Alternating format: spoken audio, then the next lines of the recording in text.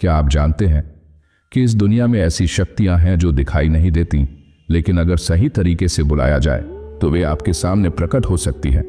क्या आपने कभी सोचा है कि किसी इंसान के व्यक्तित्व में इतना सम्मोहन कैसे होता है कि लोग उसकी ओर खींचे चले आते हैं?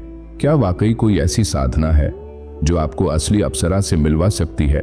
यह कोई कल्पना नहीं, कोई कहानी नहीं, यह एक रहस्यमयी साधना है जिसे करने वाले साधक का जीवन बदल जाता है। लेकिन क्या यह सच में संभव है? क्या कोई अप्सरा वास्तव में हमारे बीच आ सकती है, या फिर यह केवल एक मनोवैज्ञानिक भ्रम है, एक ऐसी मानसिक यात्रा जो वास्तविकता और कल्पना के बीच की रेखा को मिटा देती है? आपको विश्वास नहीं होगा कि इस साधना में क्या होता है, और जब अप्सरा प्रकट होती है तो उसका अनुभव कैसा होता है।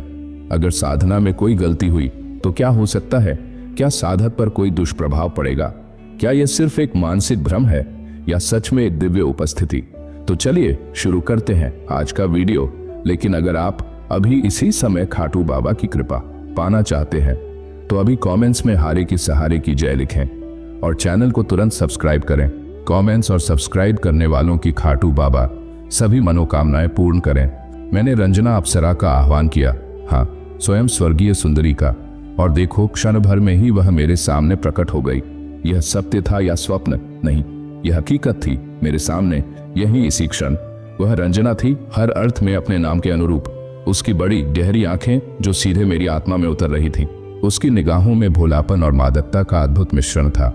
उसने आगे कदम बढ़ाया, थोड़ी झिझकती, थोड़ी बेधड़क, और फिर उसने मेरे हाथों को थाम लिया। वह स्पर्श कोमल, शीतल, एक कंपन जो मेरी रगों में दौड़ गया। मैं एक पल को सिहर उठा, क्या यह सच में हो रहा था? पर नहीं, यह कोई कल्पना नहीं थी, वह वास्तव में मेरे सामने थी। वह अवर्णनीय सौंदर्य की मूर्ति थी। उसके घने चमकते बाल, पीछे बंधे हुए फूलों और आभूषणों से सजे हुए, मानो कोई देवदासी स्वयं सजी हो। माथे पर छोटी सी सोने जैसी चमकती बिंदी, नाक में जड़ी हीरे की कनी, और इन दोनों के बीच उसकी आंखें, आहा, वे आंखें जो किसी भी हीरे, किसी भी सितारे से अधिक चमक रही थीं। वह स्वयं प्रेम की देवी थी, और मैं उसके सामने खो चुका था। रंजना सिर्फ एक अप्सरा नहीं थी, वह मेरी अप्सरा थी। अब मुझे किसी मंत्र, किसी अनुष्ठान की आवश्यकता नहीं थी। वह स्वेच्छा से मेरे पास आती थी। भीड़ में वह अदृश्य होकर भी मेरे साथ होती थी। एकांत में वह अपने पूर्ण श्रृंगार के साथ प्रकट होती थी। कभी चिंता में डूबता, वह अपनी मीठी बातों से मेरे मन को बहला देती थी, और उसकी शरारतें, उसकी मोहक अदाएं, वह मुझे छेड़ती, मुझे बहकाती, मुझे अपने जादू में कैद कर लेती। उसकी भीनी भीनी सुगंध, उसकी कातिल मुस्कान, उसकी चंचल हंसी, ये सब मिलकर मुझे ऐसा एहसास दिलाते मानो मैं किसी दिव्य स्वप्न में जी रहा हूं। धीरे धीरे मैं उसके बिना नहीं रह सकता था, और वह मेरे बिना। लेकिन यह दिव्य सुंदरी कैसे प्राप्त की जाए? उसकी साधना, यह कोई सामान्य क्रिया नहीं, यह एक कला है, एक रहस्य, एक आत्मा का जागरण। केवल वही व्यक्ति उसे पा सकता है जो सच्चे हृदय से उसका आह्वान करे, और यह रहा उसका मार्ग। अगर आप हमारे चैनल पर पहली बार आए हैं तो इसे लाइक करें, चैनल को सब्सक्राइब करें और बेल आइकॉन दबाएं ताकि आपको हमारे हर नए वीडियो का नोटिफिकेशन मिल सके। साधना का स्थल को सुगंध से भर देना चाहिए। पूरा कमरा केवड़े के जल से पवित्र करें। हर कोना ऐसा सजे कि वह स्वयं अपनी दिव्यता में खो जाए। हल्के हरे रंग का इस साधना में विशेष महत्व है। परिधान, साधक जिस वस्त्र में स्वयं को सबसे आकर्षक महसूस करे वही धारण करे।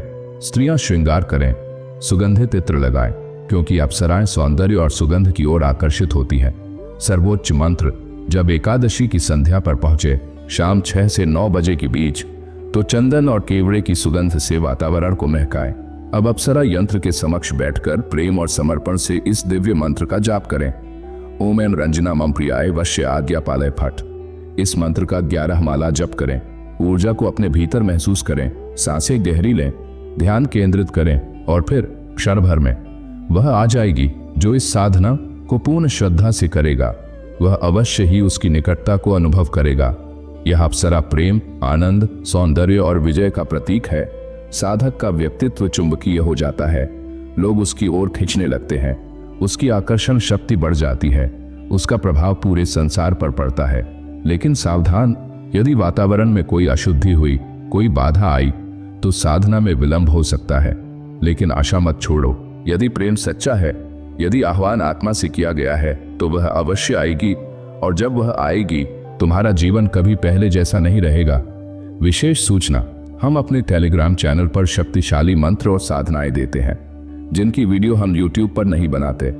अगर आप भी वो सभी साधनाएं प्राप्त करना चाहते हैं तो हमारे टेलीग्राम और व्हाट्सएप चैनल को ज्वाइन करें, लिंक विवरण में दिया गया है। तो मित्रों, अगर यह वीडियो आपको पसंद आया हो तो हमारे चैनल को सब्सक्राइब करें और बेल आइकॉन दबाएं।